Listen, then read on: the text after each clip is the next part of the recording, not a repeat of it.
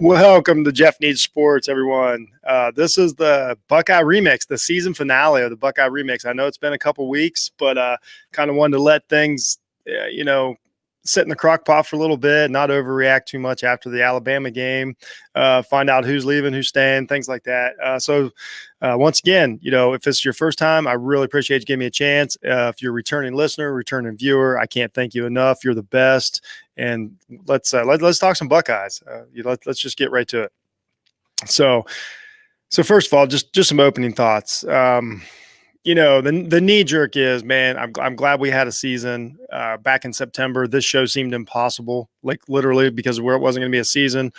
We know the fight that was put up. We know the hurdles that everybody had to go through, and we all know that if things weren't exactly quote unquote fair for every team, going forward, whether if teams had complaints that Ohio State didn't play enough games, teams had complaints of testing, whatever. Bottom line is opening thoughts, knee-jerk reaction. I'm glad we had a season, and I consider it successful. We'll get into that here in a minute. So, So first of all, let's pull the Band-Aid off. Let's talk about the national championship game. Let's talk about the thoughts on the national championship game. We, Buckeyes played Alabama in that championship game. They got their butts kicked. It's nothing new there. I'm not breaking any news here. And basically, the story of the game, we're not gonna rehash every minute of it. We all saw it. There's no reason to cry over spilled milk or kick the dead horse, whatever you want to say. Basically, it boiled down to this: Alabama was a complete team, a better team. When that game started, when that game kicked off, they were I won't say, I don't know if they were peaked or peaking, but they were really close. The Buckeyes obviously were not. We were coming off the Fields injury. We were coming off missing guys. These aren't excuses. These are just reasons. Everybody knows this. Now, do I think that the exact team that played Clemson 2 weeks before plays better against Alabama? Absolutely. Do I think that Sermon getting hurt the first play, that he's runs the ball, factored in? Of course it did. It's silly to think it wouldn't. But do I think that Ohio State was, a better team than Alabama? No, nobody does. I think Alabama was, like I said, at the point that they were playing, I think they were great, and they were playing as one of the better teams we've ever seen at that moment. So that was a tough task for the Buckeyes. But I didn't think they played bad. Let's talk about the offense for a second. The offense looked all right. They didn't get the explosive plays like that they typically do in the offense. A lot of that's Alabama's team speed was really good. Sermon being out is huge out of the passing game because he takes away a lot of the play action, the option threat. Fields being dinged up a little, obviously factored in. Let's be honest. He wasn't quite the running threat. So things like that all factor in. So Olave and Wilson, weren't going to have their typical field day, that we expect them to, but that's no surprise. So, yeah, I thought they hung in there pretty well. I thought the offensive line played pretty good. They didn't harass Fields the whole game, but they bothered him. But he still played all right. I know the stats don't say it in the end, but he played tough, especially the first two quarters. Then the game just started getting away. But we all know what the conversation is here. Everybody wants to talk about the defense. Yes, they didn't play great. And, there's a couple theories on that. A lot of people want the defense coordinator's head. They want Coombs' head for it. Me, when I watched it, I saw a team that a lot of the players knew what they needed to do, but maybe didn't quite have the ability going up against Alabama's one of the best receiving cores that we've ever seen, especially Smith. Devontae Smith was an absolutely impossible task for every team to cover this season, and he crushed us. Now, the thing is, everybody knows the play. Borland winds up one-on-one with Devontae Smith. That's a no-brainer. But my biggest thing about the defense before we move on here, who are they going to put in? You've got the guys aren't sitting on the sidelines that can cover Devontae Smith in that situation. Tough Borland was the starter in the middle for 3 years. That's what we had. That's just the manpower that Ohio State had on that night. Was it good enough? Nothing against the guys, but no, it wasn't good enough to play Alabama that night. Tough Borland knew what to do in that situation. He just couldn't do it. We've seen that a lot this year with guys being out of position. Wade fought and fought. He's just not quite the cover guy that that it takes to beat a team like Alabama. Nobody really had that guy this year. It was tough, man. So, that being said, once again, we're not piling on these guys. They tried hard, played good, very, very successful season. You got to be in the national. Here's my final thought on national championship game. You have to be in it to have a chance to win it. And I know that seems as obvious as can be, but I think we overlook that a lot of times. Like, somebody's going to lose the national championship game every year. I mean, last year Clemson got beat fairly handily. 2 years ago, Alabama got whooped by Clemson in the national championship game. It didn't ruin, like, we just saw one of the best Alabama teams of all time, roll through here. So let's not act like it destroys, like, the future of your program to get beat like this. It's really not a big deal. So that's all I'm saying. That proud of the guys to be there. They tried hard. I wish they could have had their complete team. I feel bad for the kids that missed the game, for whatever reason, whether it was injury or restrictions or whatever. I really feel bad for them to miss that opportunity. But, life will go on. Things, Troy Smith famously said after the 2006 meltdown against Florida, if this is the worst day of his life, then he's going to be fine. So that's the way I look at it. It literally is just a game. They'll recoup. There'll be more things they can do in the future that'll just they'll put it in perspective for them. So let's move on to the season overall. So, we go back to September when the season is literally canceled. We're not going to have a season. We're all in the dumps. We can't believe it that we're not getting a Buckeye season. Fast forward another month. Hey, we found a way. We're going to play. We're going to play a shortened season. We play 8 games. Great. This is awesome. So, the season starts basically 2 months late, but hey, we've got one. The Buckeyes are looking all right. Then, of course, we know we've got a game canceled against Maryland canceled first, and then we play, and then we have to cancel against Illinois. Then Michigan cancels against us. They have to change the rules to let Ohio State have a chance to play in the conference championship game. They win a conference championship game. So then the argument is, why can we let a 6-win team into the playoffs, a team that only played 6 games in the playoffs? They let them in.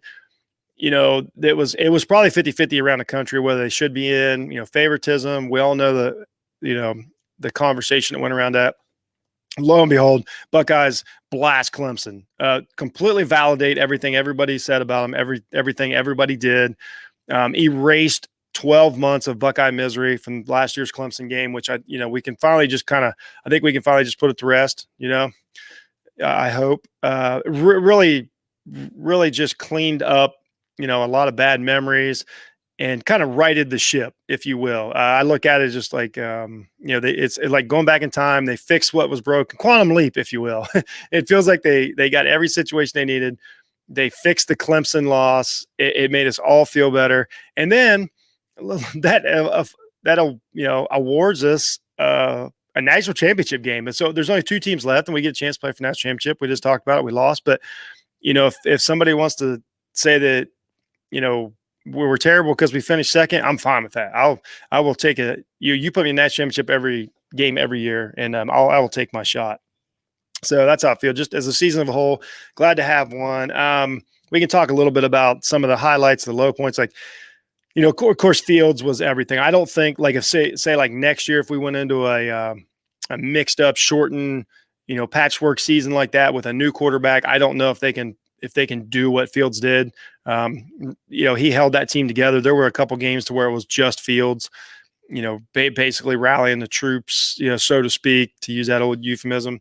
I don't think we can say enough good things about Justin Fields. I think we can all admit that Justin Fields is one of the greatest players ever in a Buckeye uniform, and just move on from that. Just a true legend, really. I mean, 2 seasons that he had, 2 playoff appearances, a national championship game appearance.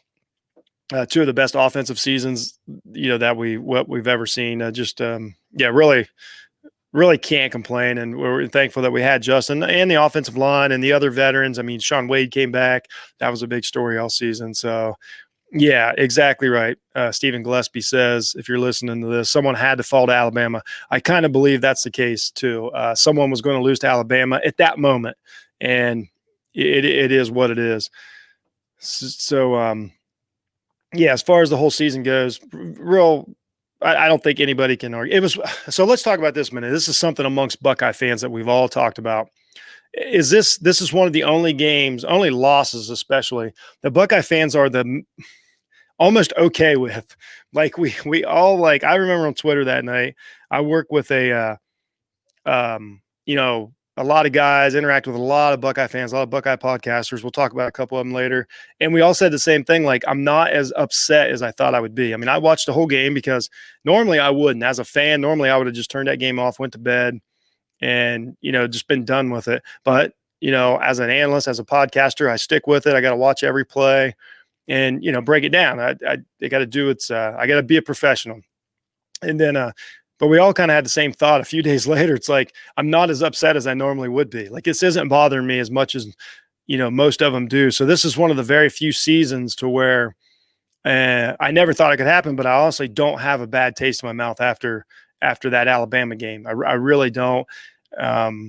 And I don't think the country looked down on the Buckeyes for it. I think everybody understood the situation, shorthanded against a great team. And it was kind of like, hey, tried, no big deal. That's a rarity to get, that we don't have to spend the whole offseason miserable like we did last year or any other year if you lose your last game. So that was the overwhelming thought about that, is like, we kind of playing on house money, So yeah, real awesome. Just a real awesome game, season. I mean, so let's talk a little bit about, I know who's staying and who's leaving. Most we kind of dabble in that. So as far as like returning guys, like number one, nobody expected Chris Olave to be back on the 21 squad. This is amazing. So Chris Olave is coming back. Shocker. For his fourth year, going to be one of the best receivers in the country. Not only that, with Olave coming back, every receiver, wide receiver that caught a football last year is back next year. Fleming, Smith and Jigba, Olave, Wilson, and I apologize, I forgot the other name. It just escapes me right now. But all five of the wide receivers that caught passes, plus Rucker decides to come back. There's a shocker, without a doubt. I mean, one of the most important players in a Clemson game. Really played great down the stretch. Really good tight end. And he's coming back. So that's huge. So there's our six best pass catchers coming back. Like, this is how you get one of these freak Alabama teams like they had this year, is when a couple guys decide to stay. We talked about this after the Clemson game. When a couple guys decide to stay, it's a big deal. I mean, 4-year receivers with this much experience. That's huge. So just fantastic. So, Rucker, Munford's coming back. Oh my gosh, a returning offensive lineman that could go pro. Seven Banks is coming back for another season, which I'm not saying he should have went or couldn't have went, but hey, I'll take experience, and a guy has a chance to get better. And I think I lean a little more towards, I think Seven played a little better than it appeared he did. I'm kind of on his side on this one, that he could possibly be a really good player next year, especially with another year, under his belt of experience. And then Tyreek Smith coming back on the defensive line. That's ginormous. You're adding him with some of the new guys coming in. That was huge. As far as leaving, Baron Browning's leaving. Fields, of course. I know we all kind of held our breath like there was a chance, because for some reason, we could have a whole conversation about the field stock going down after that game. It's crazy. This thing about, Mac Wilson and everything going ahead of him, whatever. There was the crazy outside shot that Fields comes back, but nobody expected it. And you really can't recruit the quarterbacks that we have in that locker room and expect a guy to come back. So Fields leaving, totally expected. Pete Werner's gone. Had a really good career. I'm one of the guys that's was hard on him for 4 years, but I do respect what he did, how he played. I mean, he played the game very smart, and he played the game very well. I always said he had one of the lower ceilings on his talent level, but that doesn't mean he gave everything he could for the Buckeyes. He, held this defense together this year. And, I wish him the best of luck. I hope I'm wrong. Some guys have him going as high as the third round in the pros. I hope he does. I don't ever wish, anything negative against these kids, man. So good for him. Myers is leaving. Trey Sermon left. That was one I thought we could have got, but I don't blame him. He's got to capitalize on that 2-game run that he had at the end of the season. You see what happens one play and a running back's out of the game. You can't risk 13 to 14 games next year that he might play. Totally don't blame him for going, but it would have been nice to see him get a full, healthy year in this offense, what he could have done, but that's fine. It is what it is. Sean Wade did leave. I wish the best for him. I know everybody thinks he's out of position, and now his draft stock is all over the place. But I still think he works his way into the right place in the NFL. Somebody gives him the right opportunity, he's gonna be fine. So, but as far as coming back next year, we talk about wide receiving core is great. The running back room is full. Like, oh my gosh, like with the freshmen coming in and everything. I mean, the offense, defense, we don't really know. I mean, we lose a lot of people in defense, even though we complain about how good they were. Like, who are the linebackers going to be next year? They're obviously going to be young guys. Are we going to guys going to switch position? Transfers? We have no idea the transfers coming in. I mean, if you're a linebacker transfer around the country, oh my gosh, you want to slide right into this Buckeyes program. They're a built-to-win team. If you look at the rest of the Big Ten, I don't think it's even the beyond a shadow of a doubt that they're the best team in the Big Ten coming back next year. And we don't know who the quarterback's going to be, but we think it's going to be Stroud. We don't know. So really looking forward to that, the quarterback battle, the spring game. Let's hope I think there's no doubt that we'll have a spring game. We'll probably all watch it on TV, but that'll be cool. A lot of these guys are showing up now. They're, a lot of the freshmen are arriving on campus now, which is cool. The early arrivals, and things are, really, really getting exciting already. There is no off season in these big programs. Alabama's thinking the same thing. Ohio State, LSU, like as soon as the season's over, the next day it's time to move on to the next one, which was so much. That's why we love college football. Let's be honest. That's why we love college football so much. So, and then like I say, as far as let's just, look at the 2021 season, let's just kind of look ahead here. And, the quarterback battle's huge. Everybody's watching the quarterback battle. We had this a couple years ago with Haskins and Burrow. And even, I apologize, the other kid was there. I can't believe I'm forgetting names like I am. It's what happened to you in a hurry in these live shows, people. We haven't, we saw that. We saw it wound up. Burrow winds up LSU. The rest is history. Crazy story. Haskins goes top 10 in the draft. I mean, just wild stuff. Of course, we talk about the wide receiver core returning. Awesome. Defensive line return is going to be pretty good. If a couple of these young guys work out, it could be a really impressive defensive line again. And if we get, if one of those edge rushers develop, Tyreek Smith's going to be really good next year.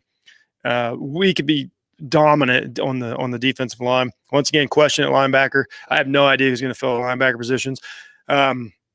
We've talked about it. Is this the time to move to me, it's the time to move, to a 4-2-5 or at least a 3-3-5 or something like that. This is the time, let's maybe switch a linebacker to a smaller, faster hybrid kind of guy. Like, I think this is the time to change this defense completely. If we're going to try and play with these high-powered offenses of Alabama, LSU, Florida, it's got to happen. We can't keep beating our head against the wall here. So that's going to be crazy. But once again, this team's coming back in the Big Ten. They're obviously the best. I don't even think it's close. I don't care. I mean, Iowa's going to be good. Indiana is going to be good, but I mean, none of them are even close to the talent level of the Buckeyes.